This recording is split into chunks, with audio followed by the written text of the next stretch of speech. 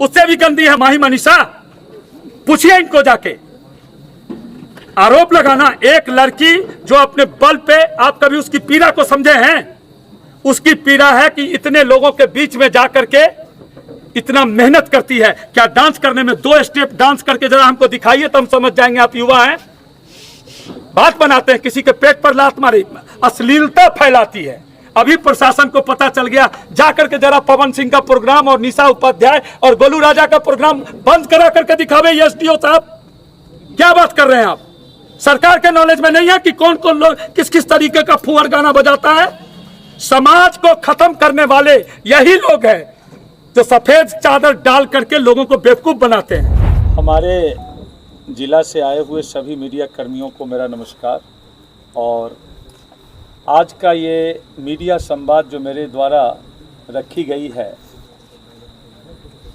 इसके लिए मैं आपको बताना चाहूँगा कि बेवजह कुछ राजनीतिक साजिश की तहत मुझे विभूतिपुर के एक स्वच्छ चुनावी प्रक्रिया में घसीटा जा रहा है। और जब आपके पास आपके ऊपर आरोप लगें और ज़्यादा देर खामोश अगर आप रहते हैं तो लोग उसको सही मान लेते हैं। तो मुझे लगता है कि अब उस बात का जवाब देने का समय आ गया है और इसलिए मैंने आप लोगों को बुलाया है। विशेष रूप से मैं 3 तारीख को जो माही मनीषा एक कोई कलाकार हैं जिनका प्रोग्राम नरहन के गणेश उत्सव में होना था, उस प्रोग्राम के रद्द होने के बारे में बात करूंगा। और उस पे जो सफाई मेला कमेटी के पूर्व अध्यक्ष प्रभु नारायण राय जी ने जो दिया है वो तथ्य से बिल्कुल परे है। वो झूठा आरोप हमारे ऊपर मढ़ रहे हैं। तथ्यात्मक रूप से मैं आपको ये बताना चाहता हूँ कि मैं जब गांव आया और इस चुनावी प्रक्रिया में जो क्षेत्र में घूम रहा हूँ तो नरहन के कुछ लड़के जिनको मैं पूर्ववत जानता नहीं था, वो मेरे निवास स्थान पे आए और उन्होंने मुझसे आग्रह ये किया कि हम लोग ऐसे ऐसे गणेश पूजा मनाते हैं और आप जो है सो हमारी कोई मदद कीजिए। तो देखिए, अमूमन क्या होता है कि जो राजनीति में जब लोग आते हैं, कार्यकर्ता आते हैं या पूजा कमेटी आती है, तो उस कमेटी के तहत लोगों की ये उम्मीद होती है कि भाई हमें कुछ आर्थिक सहयोग दिया जाए। और लोग नेता हों, सामाजिक कार्यकर्ता हों, जो भी हों, अपने हिसाब से 5,000, 10,000, 20,000, 25,000 जिसकी जैसी क्षमता है उसके हिसाब से दिया जाता है। इसके पहले कभी नरहन से लोग हमें मांगने नहीं आए और इस बार जब मांगने आए तो मेरा ये कहना है कि क्या ये मेला कमेटी के लोग अध्यक्ष जी के बिना अनुमति के हमारे यहाँ आ गए? मुझे लगता है कि उनसे अनुमति लेकर के ही आए होंगे और अगर बिना अनुमति के आ गए तो यहाँ से जब लौट के गए होंगे तो उन्होंने बताया होगा कि भाई हम राजीव जी के यहाँ गए थे और ये बातचीत हुई। तो मैंने उनको पूछा कि क्या आर्थिक सहयोग चाहिए मुझसे। उस पर उन लोगों ने कहा, करीब 15-20 लड़के थे और उन लोगों ने मुझे कहा कि भैया हम जाते हैं, सोच के बता देंगे, हम अपनी कमेटी में इसकी चर्चा करेंगे। निश्चित तौर से उस चर्चा में अध्यक्ष जी भी होंगे जो आज अपना पल्ला झाड़ रहे हैं और उनकी सहमति से लोग हमको ये प्रस्ताव लेके आए कि आप एक प्रोग्राम स्पॉन्सर कर दीजिए। और उस समय तक मेला के उद्घाटन का भी कोई कार्यक्रम मेरे हिसाब से उन लोगों ने मुझे कोई निमंत्रण नहीं दिया था। अब आप सोचिए, जो एक अध्यक्ष जिसके अंदर में 10 साल से गणेश उत्सव का पर्व वहाँ पे मनाया जाता है, पूजा मनाया जाता है, ये कहाँ तक विश्वास योग्य बात है कि उनके अनुमति के बिना सब कुछ हुआ? उसके बाद जो प्रोग्राम कराने की बात आई तो मैंने उनको कहा कि देखो भाई, मैं इन अश्लील नृत्य से और अश्लील गानों से परहेज करता हूँ। आपको अध्यक्ष जी के संज्ञान के लिए मैं बता दूं, मेरे घर पे 7, 8, 10 महीना पहले एक फंक्शन हाउस वार्मिंग पार्टी हुई जिसमें मैंने डिम्पल भूमि जी को बुलाया, धीरज कांत जी को बुलाया और कुमार सत्यम को बुलाया और मैंने ये प्रस्ताव दिया, इस तीनों कलाकार में से जिसको चाहिए आप बोलिए, मैं बुला देता हूँ। फिर उन लोगों ने कहा कि मैं जाता हूँ, पूजा कमेटी से बात कर लेता हूँ, अपने में चर्चा करके आपको बताएंगे। फिर ये बात आ गई पैसे पे। और उन्होंने मुझे सूचना दी कि भैया ऐसा है कि आप मुझे आर्थिक सहयोग ही दे दीजिए, प्रोग्राम हम लोग खुद तय कर लेंगे। अब बोला ठीक बात है। जब ये माही मनीषा का नाम मेरे सामने आया तो मैंने उनको कहा कि देखिए इस कार्यक्रम में मैं उपस्थित नहीं रहूँगा, मैं नहीं जाऊँगा। उन्होंने बोला क्यों? बहुत आग्रह उन्होंने किया, तब मैंने इस बात की सहमति दी कि ठीक है मैं चल करके उद्घाटन कर दूंगा। ना मैं वहाँ बैठने की मैंने कोई इच्छा जताई। ये सारा चीज़ पर्दे के पीछे अध्यक्ष जी नचा रहे थे, जिनका नाम प्रभु नारायण जी है, और वो एक राजनीतिक प्रतिद्वंद्विता के कारण कि राजीव रंजन कहीं इस महफिल को लूट के ना ले जाए या इतने लोग उसके फैन ना हो जाएं, इसके लिए ये साजिश वो रच रहे थे। अच्छा, माही मनीषा का सब रोकेंगे। माही मनीषा का प्रोग्राम थोड़ा सा मुझे बोल लेने दीजिए, आपके सवाल मैं लूँगा। ठीक। मैं आपके सवाल का कैटेगोरिकली जवाब दूंगा। तो ये सब जो साजिश हो रही थी, तो इतनी नौटंकी करने की क्या ज़रूरत थी? सीधे आप पर्ची काट देते, मेरे बस का होता मैं पैसा देता, नहीं होता नहीं देता।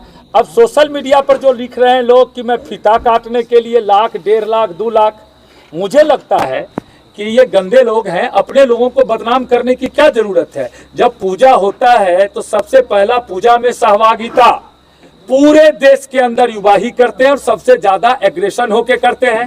क्या गणेश पूजा जो महाराष्ट्र में होता है वहाँ कलाकार नहीं आते? कई सेलिब्रिटी कलाकार हैं जो अपने घर पे मनाते हैं और अपने हिसाब से नाचते हैं, थिरकते हैं। अध्यक्ष जी को थोड़ा अपना जनरल नॉलेज ही आरोप लगाने के पहले ठीक करना चाहिए। जहाँ तक अश्लीलता की बात है, मैं प्रभु नारायण जी से पूछना चाहता हूं कि क्या इस के पहले नरहन के उस ग्राउंड में 3 दिन पहले नाच नहीं हुआ? उस नाच में वो थे कि नहीं थे? इस बात का जवाब भी उनको मीडिया को देना चाहिए। दूसरी बात, पूरे बिहार में माही मनीषा को क्यों आप दोष दे रहे हैं? वो एक लोक गायिका नर्तकी है, जो भी है मनोरंजन के लिए वो अपने स्टेज पे जाती है, वो भी अपने रोजगार में है और जो लोग उसको पसंद करते हैं, जो उसके फैन फॉलोइंग्स हैं, इसका मतलब ये कहना चाहते हैं कि उसके डांस अश्लील हैं। और इस बिहार प्रदेश के जितने लोग उसको बुला करके देखते हैं वो सब अश्लीलता में ही है। सबसे ज़्यादा अच्छा हमारे अध्यक्ष प्रभु नारायण हैं उस मेला कमेटी के। तो जिस व्यक्ति के साथ वो घूमते हैं, इनका इतिहास है ना, जो पिछली बार ये विश्वनाथ चौधरी को चुनाव लड़वा रहे थे इंडिपेंडेंट, उस समय तो उनके साथ भात दाल खा रहे थे। अब शायद जो विधायक हमारे भूतपूर्व विधायक हैं, उनके इशारे पे चलते हैं, उनके साथ हैं और उनको तो किसी भी तरह से विधायक जी को मदद करना है, भूतपूर्व विधायक जी को। तो उन्होंने सोचा कि एन वक्त पे पलटा मारना है, क्योंकि पैसा वैसा तो उन्होंने ले लिया था और बदनाम इनको कर देना है जो युवा उस कार्य समिति में थे। और लोगों ने इनको कहा कि आप अध्यक्ष पद से इस्तीफा दे दीजिए। तो पहले इनको ये बात का जवाब देना चाहिए कि क्या माही मनीषा के प्रोग्राम के बाद बिहार में कोई उसका प्रोग्राम नहीं होगा? और जो एसडीओ साहब ने इस प्रोग्राम को रद्द किया, क्या गोलू राजा, निशा उपाध्याय, खेसारी यादव, पवन सिंह का प्रोग्राम होगा, उसको रोक देंगे? पवन सिंह कौन सा क्या कथाशीलता फैलाते हैं प्रोग्राम में, जब अभी अभी जो हरियाणा की अंजलि राघव है जो उनके ऊपर कैसा गंदा आरोप लगाई है।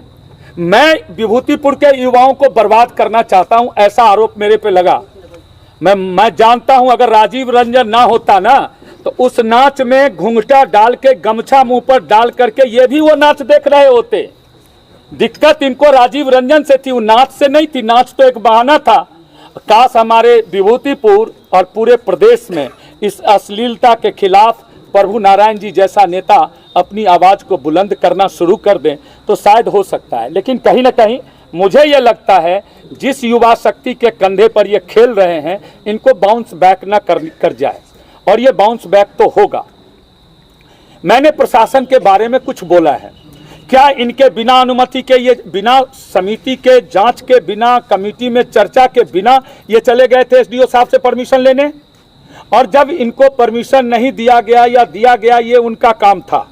क्या उसमें इन्होंने नहीं म्यूजिकल प्रोग्राम के लिए, अगर म्यूजिकल प्रोग्राम नहीं था तो कोई आदमी लाउड स्पीकर और वो डीजे बजाने के लिए, प्रोग्राम के लिए, क्योंकि अभी ऐसा नहीं होता, तो आपने अपनी सहमति से पैड पे लिख करके जा करके एसडीओ साहब के पास आपने एप्लीकेशन दी कि मुझे इस कार्यक्रम के लिए। बाद में आपने सोचा अरे ये तो बड़ी भूल हो गई, कहाँ हो गया, हम तो राम बालक जी के चक्कर में थे, राजीव रंजन कहाँ से आ गया, ये तो गड़बड़ हो गया। फिर इनकी विचार हुई होगी तो युवाओं ने इनका साथ नहीं दिया और नतीजा ये हुआ कि इन्होंने जाकर के रोकने की कोशिश की। जब इनकी टीम रिवोल्ट कर गई उसकी जानकारी मुझे नहीं है। मैंने कभी भी किसी भी उनके कार्यकारिणी के सदस्य से मेरी कोई बात नहीं हुई। और आप बताइए, उसके बाद इन्होंने जाके थाना में अपना अध्यक्ष पद से इस्तीफा दे दिया। उन लोगों ने नए कार्यकारी अध्यक्ष को चुन लिया। तब तक तो मैं तो ये शिकायत करने नहीं आया हूं कि मैंने क्या चंदा दिया, नहीं दिया, कहां गया, किसके पॉकेट में गया। लेकिन अध्यक्ष जी को तो ये बताना चाहिए कि कितना पैसा में हायर किया गया वो माही मनीषा को, इनकी अनुमति ली गई कि नहीं ली गई, और वो पैसा कहां गया, किसके जेब में गया, ये भी इनको बताना चाहिए। इस सब जिम्मेवारी से अपना दायित्व छोड़ करके ये उल्टा पांव भागे कि अरे ये तो गड़बड़ हो गया, यहाँ राजीव रंजन कैसे आ गया। दूसरा आरोप उन्होंने लगाया है कि उनके बड़े बड़े कटआउट लग गए, भावी प्रत्याशी विभूतिपुर।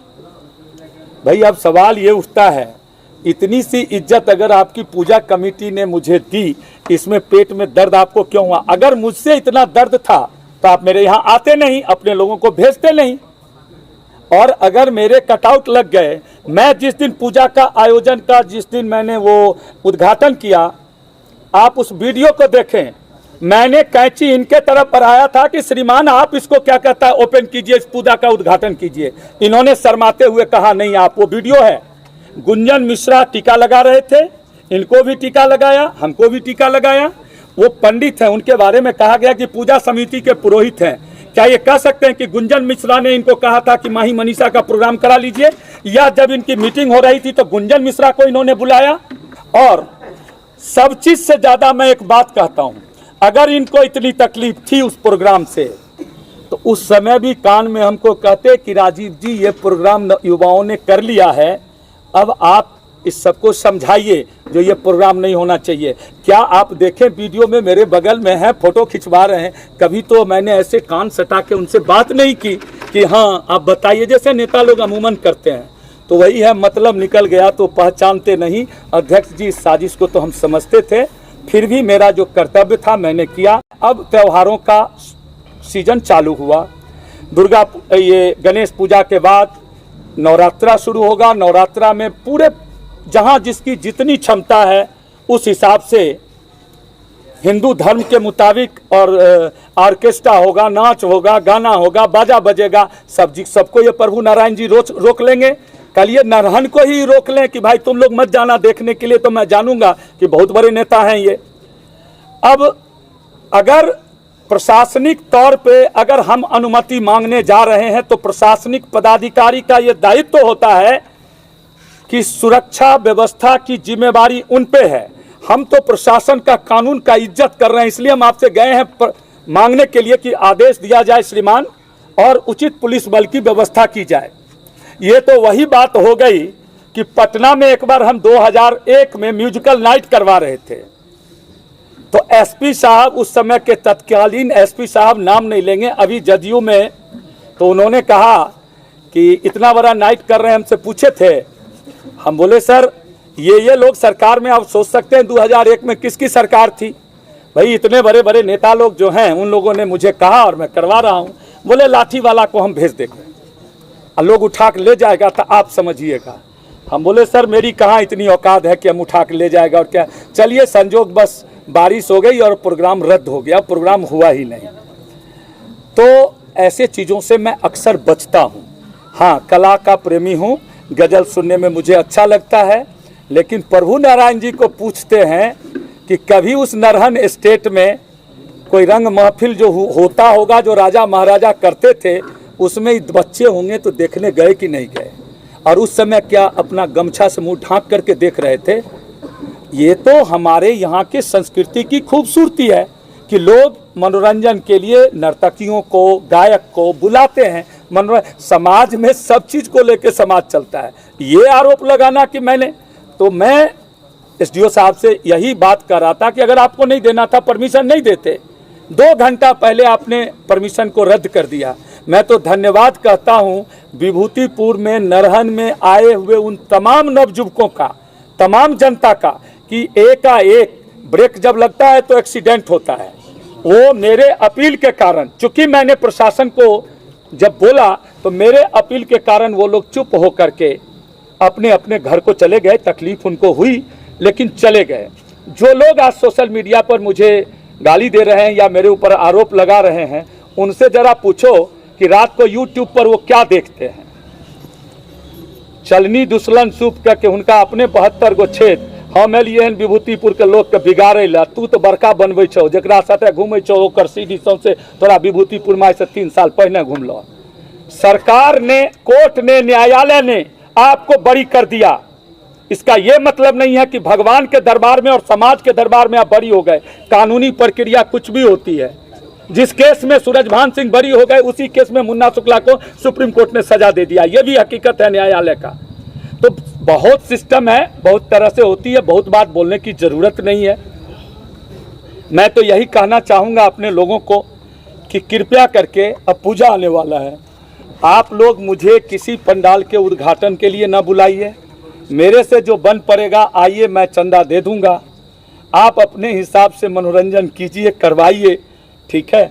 और इस बात का ध्यान रखना चाहिए, अब अगर कोई फूहर डांस और नाच और ये सब आप करवाइएगा तो मैं तो हूँ, उस दिन मैं प्रभु नारायण जी से पूछूंगा, जरा जाके उसको भी रोकिए कि क्यों हो रहा है। वैसे मैंने कहा है कि नरहन में मैं इससे भी बढ़िया दुर्गा पूजा में प्रोग्राम कराऊंगा, तो निश्चित तौर पे मैं उन्हीं कलाकार को बुलाऊंगा जिसको लोग सुनना पसंद करेंगे, परिवार के साथ देख सकेंगे। डिम्पल भूमि हो सकती हैं, कुमार सत्यम हो सकते हैं, धीरज कांत हो सकते हैं। आपको बोल रहा हूँ, आज धीरज कांत नाराज हो गए हमसे, चूंकि उनको मैंने जवान दे दिया तो उन्होंने तो अपना टाइम लॉक कर लिया और एक के जगह 2 जगह। लेकिन अब ऑडियंस ये मांगता है तो मैं इसमें कहाँ से दोषी हूँ जो मेरे ऊपर ये आरोप लगाया जा रहा है।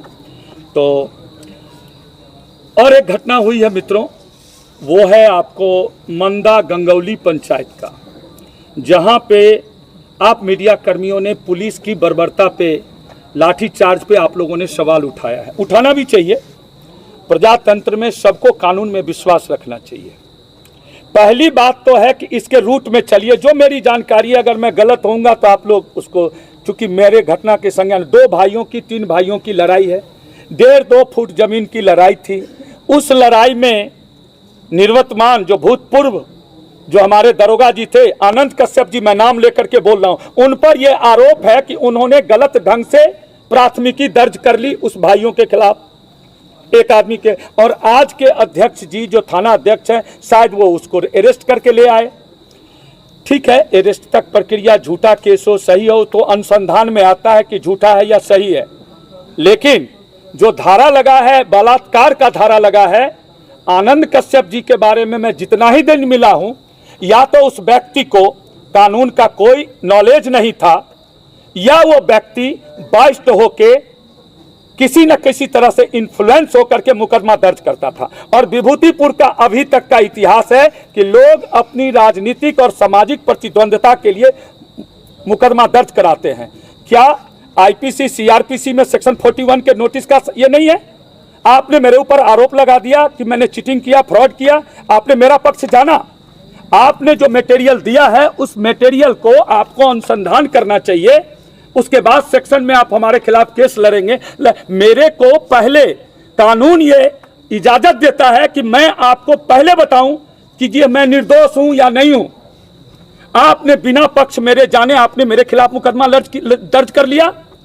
उसमें एक घटना बताता हूं, मेरे ऊपर बीता है, आनंद कश्यप ने किया है। और जब मैंने जाकर के पूछा, जिस समय मेरा जन्म नहीं हुआ था, मैंने कौन से डॉक्यूमेंट से छेड़छाड़ कर दिया भाई, उन्होंने मुझे क्या जवाब दिया जानते हैं? अरे ऊपर से एसपी साहब का बड़ा दबाव था, डीआईजी साहब का दबाव था और डीजीपी के पास चला गया, इसलिए मैंने आपके खिलाफ मुकदमा। अरे डीजीपी या एसपी किसी एक निर्दोष आदमी को जो कोई फंसाना चाह रहा है, उनके दबाव में आप मुकदमा दर्ज करेंगे, यह कानून है। तो ये घटना जो हुई है, ये टोटल इसके लिए जिम्मेवार वो व्यक्ति है जिसने फर्जी मुकदमा दायर किया। अब आइए, अब दूसरी तरफ पुलिस जब अरेस्ट करके ले आई तो ग्रामीणों को इस पर अरेस्ट एक कानूनी प्रक्रिया है। आपको जाकर के कानून में जाकर के आपकी एक फॉर्मेलिटी है कि आप जमानत के लिए अर्जी लगाएंगे, पुलिस आपकी जमानत का विरोध करेगी, आपको जमानत देगी ना देगी ये कोर्ट का विषय है। लेकिन आप जो थाना पर हमला कर दिए, ये पुलिस वाले कौन हैं? लाख बदनाम होने के बावजूद भी जितनी भी उनके ऊपर खाकी पर कीचड़ उछाला जाता है, ये तो हमारी सुरक्षा के लिए है ना, ये तो हमारी कुछ व्यवस्था है कि इनकी खाकी को दागदार बना दिया। तो इनके ऊपर जाकर के सुबह सुबह थाना में हमला करने वाले और करवाने वाले कौन लोग थे? वो व्यक्ति जो 2 भाई 1.5-2 फुट या 1-1.5 कट्ठा जमीन के लिए लड़ रहा था, उसको उकसाने वाले कौन लोग थे? पुलिस को पहले ये संज्ञान में लेना चाहिए था या थाना प्रभारी को बात करना चाहिए था।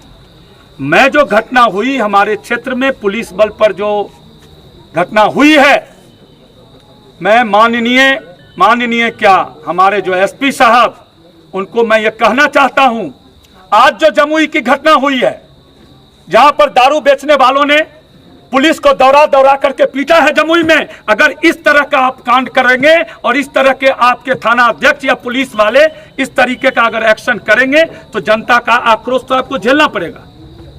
मैं कहीं से भी इस चीज को उचित नहीं ठहराता हूं कि पुलिस बल पे हमला हो गया और अब उसके बाद जो इन लोगों ने एक्शन लिया, गांव के जाकर के गांव में पूरा एक तरफ से सबको आपने लाठी से पीट दिया, एक बच्ची को, ये कहां तक कानूनी सम्मत है? मैं फिर बोलूंगा, फिर दिक्कत हो जाएगी।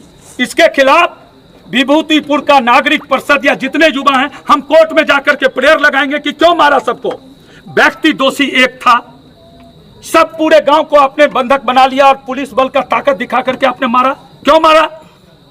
आपके, अरे भाई, सीआरपीएफ के जवान मारे जाते हैं, सेना के जवान मारे जाते हैं, बीएसएफ के जवान मारे जाते हैं।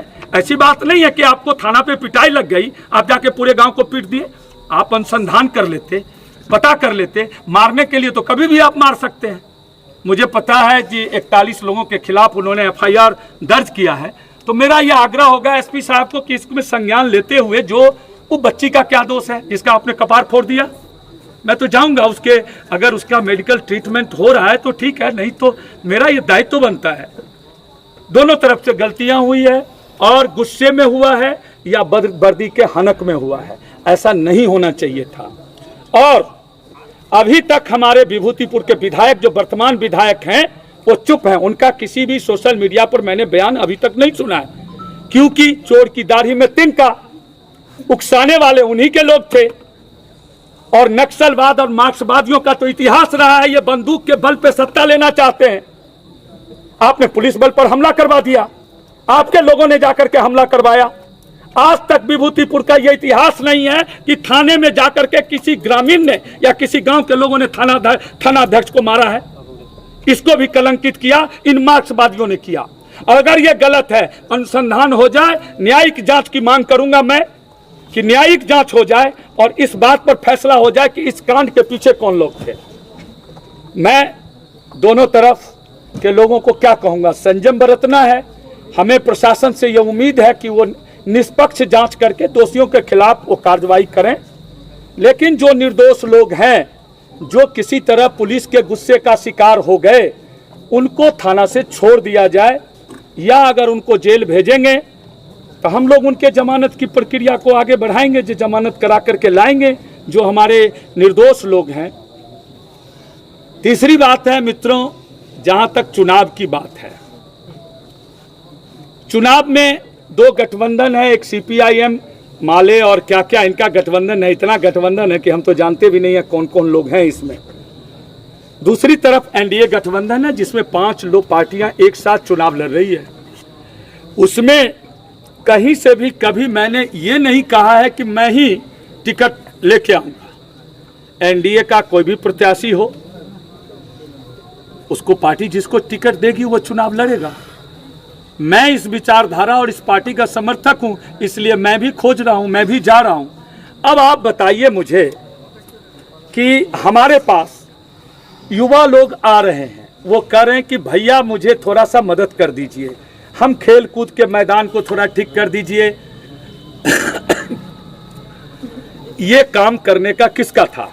देखिए, आप तमाम मित्रों को मैं दिल की गहराइयों से धन्यवाद देता हूं कि राम बालक सिंह को आपने रोड और वो क्या बोलते हैं पगडंडी बनाने के लिए भेज दिया और अजय कुमार को विभूतिपुर हॉस्पिटल देखने के लिए भेज दिया। पता नहीं इसके बाद, और राम बालक जी जो आज समझा रहे हैं लोगों को कि सरकार के एगो प्रक्रिया अच्छा है, एमे जमीन का अधिग्रहण होता है, तोरा मुआवजा मिलता है। ये कानून तो सब बिहारी जानता है, सब बिहार के, पूरे बिहार के लोग जानते हैं। एक नया क्या कानून पढ़ा रहे? अरे आपने प्रयास किया क्या? ये इन दलितों का सड़क क्यों नहीं बना?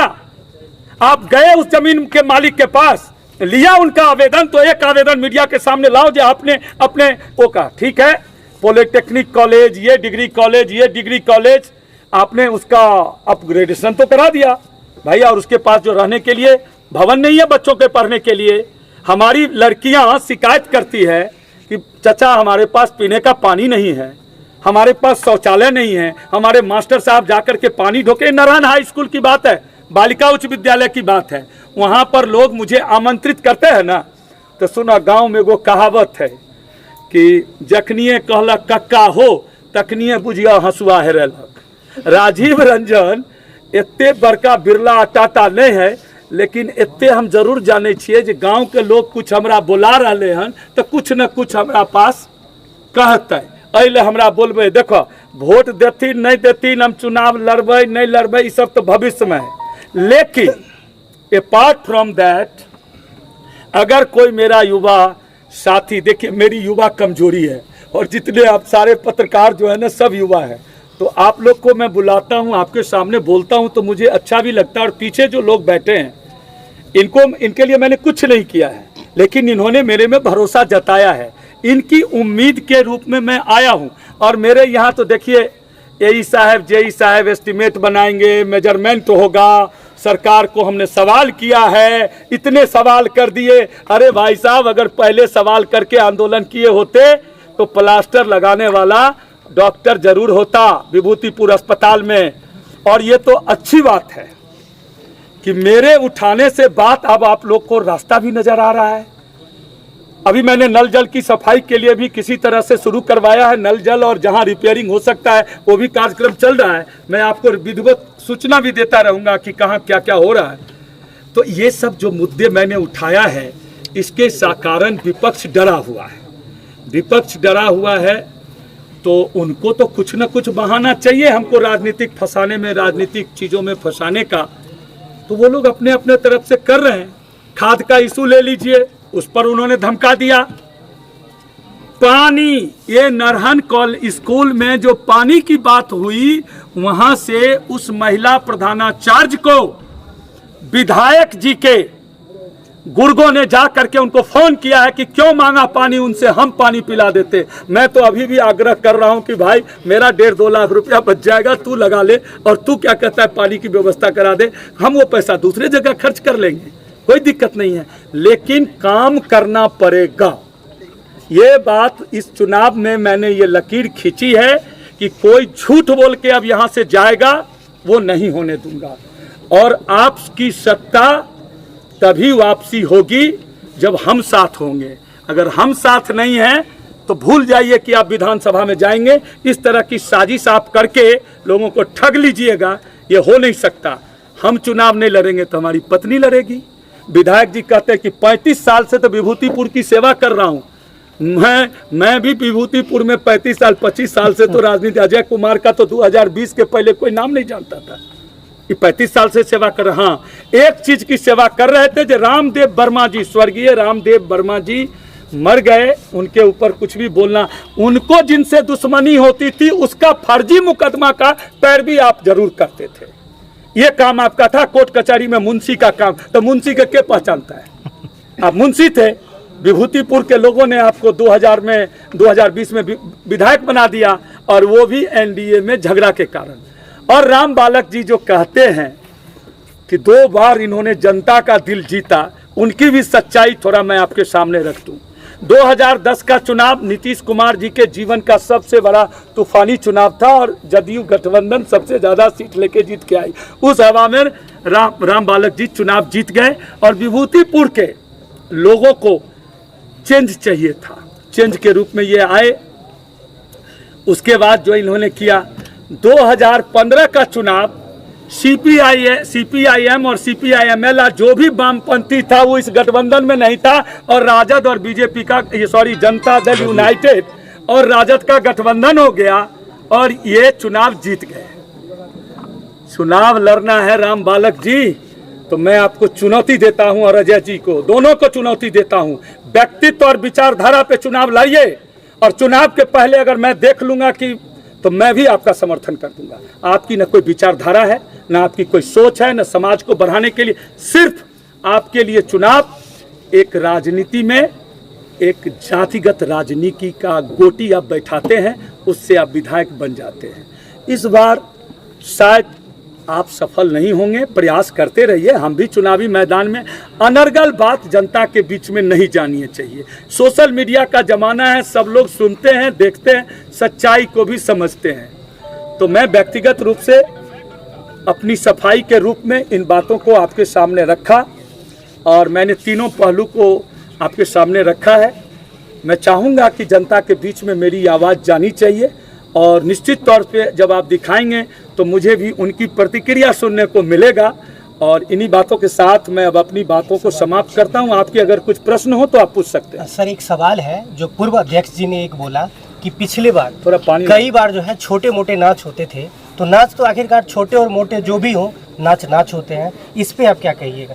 ये तो खुद ही उनके सवाल में उनका जवाब है कि नाच करवाते थे।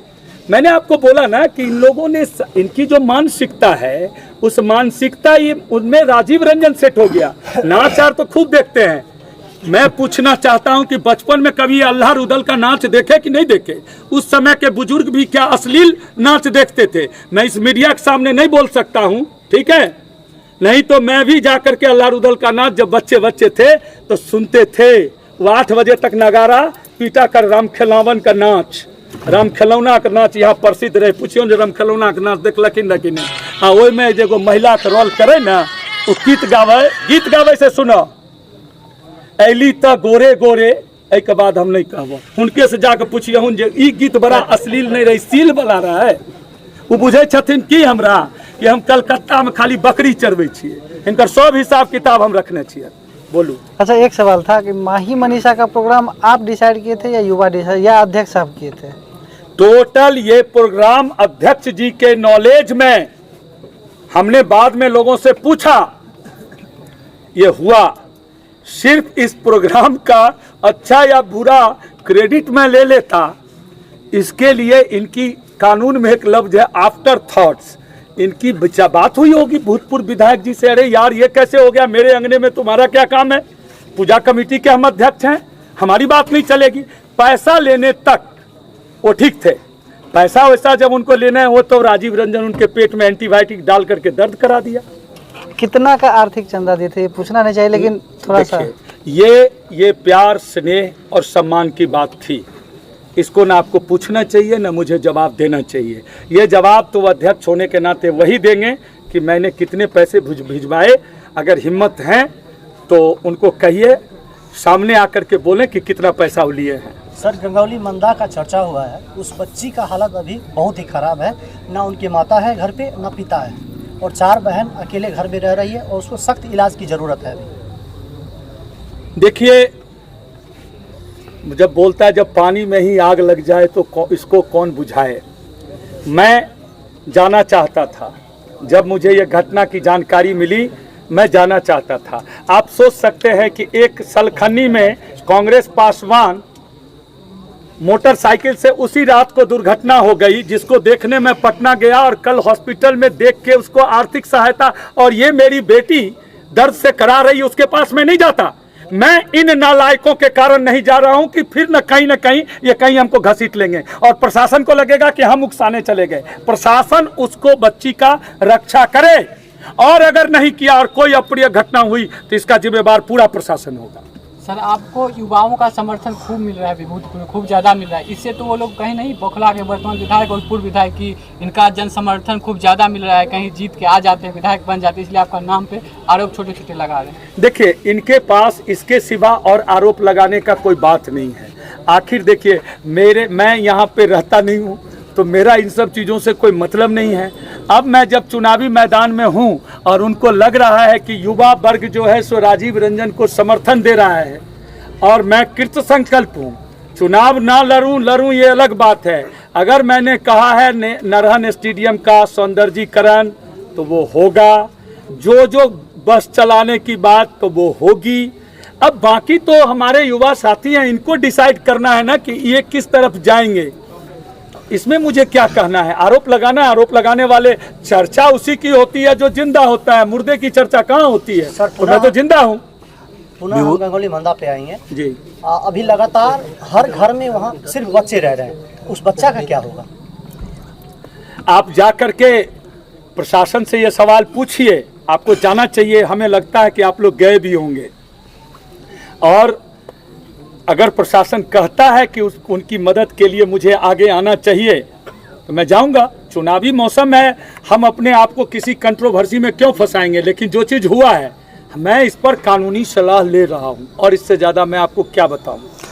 हमारे पास जो घटना की सूचना है, ये मैंने अधिवक्ताओं से डिस्कस किया है, और बहुत ही गलत हुआ है, इतना मैं कर सकता हूँ। बहुत गलत हुआ है। पूर्व अध्यक्ष के प्रेस कॉन्फ्रेंस से कुछ सवालें हैं। उन्होंने आप पे आरोप लगाया है कि आप चंदा दे देकर जो है पूरे विभूतिपुर में फीता काटते घूरते हैं। देखिए, ऐसा है, इस कार्यक्रम से पहले पीछे सिंघिया के लोग बैठे हैं। आप सिंघिया से नहीं हो? राहुल जी हैं। आप बताइए कि सिंघिया में कृष्णाष्टमी का पूजा था, और लोगों ने मुझे निमंत्रित किया, और इन्होंने कहा, इन्होंने भी पैसा नहीं लिया मेरे से, इन्होंने कहा कि आप जागरण करा दीजिए। मैंने सोनू मुस्कान को मैं जानता था, जो जागरण करती है, उनको बुलाया, और इनके यहाँ कार्यक्रम हुआ, और वहाँ भी पुलिस वाले नहीं थे। ये हरिओम सेवा समिति जो सिंघिया में इस कार्यक्रम का आयोजन कर रही थी, उनके वॉलंटियर्स, उनके कार्यकर्ता इतने सजग थे कि उतनी बड़ी भीड़ को कंट्रोल किए। सोनू मुस्कान का प्रोग्राम रात तक चलता रहा। तो देखिए, कार्यक्रम करवाना ये नहीं है। मैं शायद उस पूजा कमेटी में नहीं था, अगर मैं होता तो अध्यक्ष जी को आपके हिसाब से मैं खबर देना चाहता हूं, मैं अपने लड़कों से 300 लड़कों का वॉलंटियर टीम वहां पर खड़ा कर देता, और कहता प्रशासन को कि इसकी जिम्मेवारी हमारी है जी, कोई अप्रिय घटना नहीं होने देंगे। लेकिन अब वो कहते हैं कि खुले मैदान में होना चाहिए, तो उनको पहले ये बताना चाहिए कि खुला मैदान मतलब कहाँ। आपको याद होगा, सुभाष कंगन जी भरोल में प्रोग्राम करा रहे थे, सपना चौधरी का था। क्या वो खुला मैदान था या बाउंड्री वाल के अंदर था? तो भगदड़ तो वहाँ भी बचे, वहाँ भी लोग मर गए, उन्होंने प्रोग्राम करना छोड़ दिया। तो मैं ईश्वर का तो लाख शुक्रिया अदा करता हूँ इस मामले में कि ये प्रोग्राम अगर कैंसिल हो गया, जिसका डर उनको था, तो मैं भी उनकी इस बात को मान लेता हूँ कि बहुत बड़ा कलंक से मुझे बचा लिया। चूँकि इसमें उनकी ये भी साजिश हो सकती थी कि भगदड़ करवा दो, चूँकि हमारे साथ जो लोग थे उनकी तैयारी उतनी नहीं थी, चूँकि ये विशुद्ध रूप से राजनीतिक लोग नहीं थे। भाई, ये युवा है, तो ये राजनीतिक लोग रहते तो उस हिसाब से तैयारी करते कि इनके इस बात का काट कैसे निकालेंगे। जिस दिन हम नरहन में कार्यक्रम करने जाएंगे, पुलिस बल के अलावा हम 500 लड़कों को वहाँ भर देंगे, पहले ट्रेनिंग करा करके, कि देखना कोई गलत ना हो पाए, नहीं तो ये बड़ा कलंक लग जाएगा। उनका ये भी आरोप था कि बीजेपी के कुछ नेता जो हैं वो प्रोग्राम को हाइक करना चाह रहे थे। युवा को बरगलाने का भी आरोप लगा है आप पे। मेरे हिसाब से शायद इसके बाद, प्रेस वार्ता के बाद, पीछे में जो लड़के बैठे हैं नरहन और सिंघिया के ही हैं। हमें प्रोग्राम हाइक करने की या बीजेपी के लोगों को हाइक करने की, कौन बीजेपी का नेता था, उनको बोलना चाहिए था। गुंजन मिश्रा का नाम उन्होंने लिया है, तो गुंजन मिश्रा का पुजारी किसने बनाया? और गुंजन मिश्रा तो वो रामनवमी पर जुलूस भी निकालता है, और सब लोग उसमें शामिल होते हैं। गुंजन मिश्रा नरहन में जो पूजा होता है, उसका 9 दिन का पुजारी, 10 दिन का पुजारी होता है। हमें नहीं पता कि पूजा कमेटी उसको कुछ देती है कि नहीं देती है, लेकिन मैं उस लड़के की विद्वता और संस्कृत में ज्ञान, पूजा पाठ की पद्धति से इतना खुश हूँ कि मैंने पहले भी उसको कहा है कि गुंजन, अगर समय मिलो तो हमरो यहाँ पूजा कौन दे। वो कहा कि जे नहीं भैया, हम यहाँ इतने व्यस्त रहे छियै, अहाँ के टबका में जाकर हम पूजा नहीं कर सकते। ओकर की दोष है? भाजपा में तू है, भाजपा में अमन है, तो नाम बोले में अमन के नाम किया नहीं लेलखिन? कहीं न कहीं अध्यक्ष जी राम बालक जी के लिए वो रास्ता बचा के रखना चाहते हैं कि अमन पराशर का नाम ले लेंगे तो फिर हम वो 7 वार्ड में वोट कैसे मांगने जाएंगे, जिस 7 पंचायत में वोट कैसे मांगेंगे। ये सब चीज़ जो है, गुंजन कुछ नहीं कर सकता तो गुंजन का नाम ले लिए। आप देखिए उस कमेंट पर सिद्धार्थ सौरभ कोई लड़का है जिसने लिखा है कि राजीव रंजन जी के बारे में नहीं बोलना चाहिए। अरे भाई आप लोगों ने तो मुझे टारगेट में, कौन है वो प्रिंस कुमार है, हमें लोग बोलते हैं। सिद्धार्थ सौरभ ही पहले लिखने वाला है कि ये वो नमूना कहाँ से आ गया। मैं उसकी नज़र में मैं विभूतिपुर में एक नमूना हूँ। आज वो लिख रहा है कि राजीव रंजन जी के विरोध में इतना नहीं लिखना चाहिए। मैंने अभी आपको बोला है ना, अगर मैंने ठान लिया तो विधानसभा नहीं पहुँचने दूंगा। तुम जितना मेरी शिकायत कर लो, नहीं पहुँच पाओगे। कोई गठबंधन का तुम टिकट लेके आओ, मैं चैलेंज करता हूँ। अगर तुम इस भावना से मुझे प्रताड़ित करने की कोशिश करोगे तो बहुत गलत होगा। एक सवाल है, वो जो उन्होंने बोला है कि कमेटी के कुछ सदस्य हैं, जब नाच पे हमने आपत्ति जताई तो उन्होंने बोला कि अब आपकी जरूरत नहीं है, इसलिए हमने इस्तीफा दे दिया। ये उन्होंने बोला है पत्रकार महोदय, क्या मैं उस मीटिंग में था कि इस बात की सत्यता को उन्होंने बोला है। वो अपनी बचाव में तो ये सब बात बोलेंगे। आप जाकर के कमेटी के बाकी लोगों से पूछिए कि किस कंडीशन में उन्होंने इस्तीफा दिया। अगर इस्तीफा उनको देना था तो परमिशन लेने क्यों गए, मुझे इस बात का जवाब चाहिए। कहीं ना कहीं तो सहमति थी कमेटी का। क्या माही मनीषा को 2 दिन पहले बुक किया गया था, महीनों पहले बुक किया गया, इसकी जानकारी उनको नहीं थी। झूठ बोलते हैं, किसको गधा बना रहे हैं वो ये भी बोले थे कि 21,000 का बयाना जो है वो दिया गया था। जब हम एसडीओ के पास परमिशन लेने के लिए गए तो एसडीओ बोला कि बाबा माही मनीषा को पहचानते हैं, तो उन्होंने नहीं बोला कि नहीं पहचानते। तो वीडियो दिखाया गया बजाबते, और उसमें दिखाया गया कि 4 जगह जहाँ जाती है तहाँ पे ये मतलब प्रोग्राम ख़राब हो जाता है, कैंसिल हो जाता है, भगदड़ हो जाता है, आप जेल जा सकते हैं बुढ़ारी में। इन बातों को लेकर वो टर्न हो गए। देखिए ये तो एक राजनीतिक भाषा है, ठीक है। आज 60 साल के ऐसे अध्यक्ष किस किस तरीके का वीडियो देखते हैं। अरे भाई हम तो नहीं जानते हैं कि कौन सा वीडियो वो देखते हैं, लेकिन जो वो वीडियो देखते हैं तो एसडीओ साहब ने थोड़ा सा उनको सुधार कर दिया, ये या इन्होंने सोच के बोला, मुझे नहीं पता। लेकिन ये सब बातें जो है ना, ये बिल्कुल गलत है, सत्य से बिल्कुल परे है। सब चीज़ की जानकारी प्रभु नारायण राय को थी, और जब इन्होंने देखा कि ये भीड़ तो राजीव रंजन की ओर चला जाएगा, इसको कैसे रोका जाए, तो बहाने तो देखिए 25 बहाने हो सकते हैं। उन्होंने अपना बहाना किया और बहाना करके मीडिया के सामने आके बोले। वो ये भी बोले कि कुछ लोग इसको राजनीतिक रंग भी देना चाह रहे हैं। सबसे बड़े राजनीतिक तो वो हैं कि भाई हमें सुखले में ठग लिया, इससे बढ़ के और राजनीति क्या होगा। हम तो बेवकूफ़ ठहरे उनके। नहीं तो मुझे तो कहना चाहिए था कि अध्यक्ष जी ठीक है, चलिए आपसे मैं ये पूछता हूँ कि कमेटी में बैठाइए, हमको बात कराइए। वो तो उन्होंने नहीं किया। ये सब बात का जो आरोप मेरे पे वो लगा रहे हैं कि राजीव रंजन जी युवाओं को बहका रहे हैं, कसम खाएंगे मेरे साथ कि इसके बाद राजीव रंजन के मैंने विभूतिपुर के लोग माही मनीषा का नाच नहीं देखेंगे। हम तो उस महिला को न जानते हैं, उस लड़की को हम कलाकार का सम्मान करते हैं। तब तो तवायफ जो कोठे पे होती है ना, वो भी जाती है महफिल में नाचने के लिए। इतनी जो बॉलीवुड की अभिनेत्रियां जिस तरीके का प्रदर्शन करती है, उससे भी गंदी है ये माही मनीषा। पूछिए इनको जाके। आरोप लगाना, एक लड़की जो अपने बल पे, आप कभी उसकी पीड़ा को समझे हैं? उसकी पीड़ा है कि इतने लोगों के बीच में जाकर के इतना मेहनत करती है। क्या डांस करने में 2 स्टेप डांस करके जरा हमको दिखाइए तो हम समझ जाएंगे आप युवा हैं। बात बनाते हैं, किसी के पेट पर लात मारी, अश्लीलता फैलाती है। अभी प्रशासन को पता चल गया, जाकर के जरा पवन सिंह का प्रोग्राम और निशा उपाध्याय और गोलू राजा का प्रोग्राम बंद करा करके दिखावे। एसडीओ साहब क्या बात कर रहे हैं आप? सरकार के नॉलेज में नहीं है कि कौन कौन लोग किस किस तरीके का फुहर गाना बजाता है। समाज को खत्म करने वाले यही लोग हैं जो सफेद चादर डाल करके लोगों को बेवकूफ बनाते हैं। नहीं बोल रहे हैं तो समझ रहे हैं कि हम बेवकूफ हैं। पूछिएगा ना बिपाशा बसु को कभी देखे कि नहीं देखे, अब वो कहेंगे कि उसका समर्थन कर रहे हैं। अरे भाई पूरी दुनिया समर्थन कर रही है। पहले नहीं होता था, इन्हीं लोगों ने ले लिया दुपट्टा मेरा, भूल गए? उस इन्हीं के जमाने का तो गीत है। तो दुपट्टा किसका कौन ले रहा था? मुगले आजम का जो वो साथी रे तेरे बिना भी क्या जीना, वो जो नर्तकी नाचती थी और रेखा, नशा शराब में है तो नाचती बोतल, ये किया जा रहा था इस शराबी फिल्म का गाना देखने के लिए।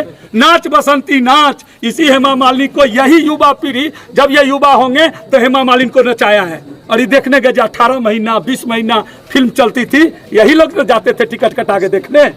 आज युवाओं पर आरोप लगा रहे, माही मनीषा कल्चर खराब कर रही है। बाहर कल्चर के ध्वजावाहक, ध्वजा लेके चले हैं कल्चर बचाने। क्या राजीव रंजन मतलब के अनुसार क्या प्रोग्राम सही था या गलत? मैं ये नहीं जानता हूँ कि प्रोग्राम सही था या गलत था। पुलिस प्रशासन को इस पर सुरक्षा का प्रबंध करना चाहिए था। पुलिस असमर्थ थी, डूबते को तिनका का सहारा, उसमें इन्होंने अपना नाटक किया। सबकी मिली भगत थी कि चलो हम इस्तीफे दे देते हैं। और आप सोचिए, जिस युवाओं पर ये आरोप लगाते हैं वो कितने अनुशासन में थे, जो उन्होंने मुझे फोन करके कहा चलू भैया जे भेलै से भेलै, हम ई कष्ट के सह लेबै, लेकिन FIR हो जाते या केस हो। मेरा आज भी मेरे पीछे जो युवा साथी है वो कानून का सम्मान करता है, लेकिन कानून को भी ये सोचना चाहिए कि अगर कोई इस तरह की व्यवस्था हो रही है तो उसमें सुरक्षा देने का काम कानून का है।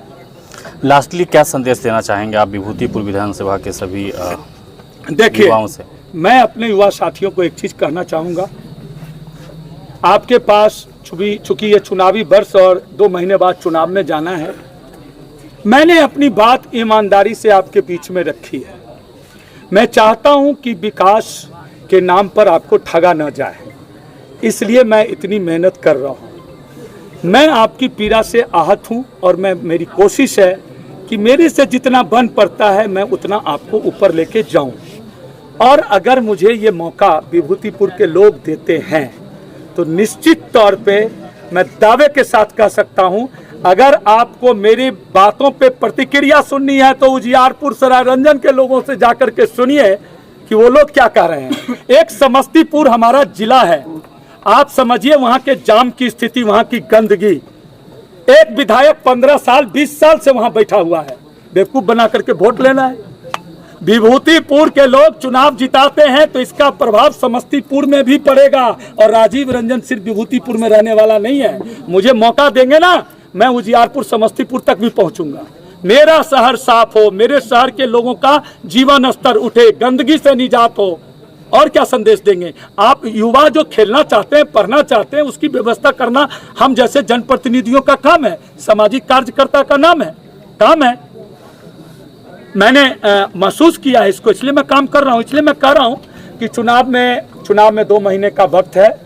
अगर आपको मेरी बात पसंद आ रही है तो आप लोग इस जुल्म के खिलाफ आवाज़ उठाइए, एक स्वच्छ राजनीतिक परिवेश को यहाँ पर क्रिएट कीजिए और समाज हित में जो काम हो उसके लिए आपको आगे आना चाहिए।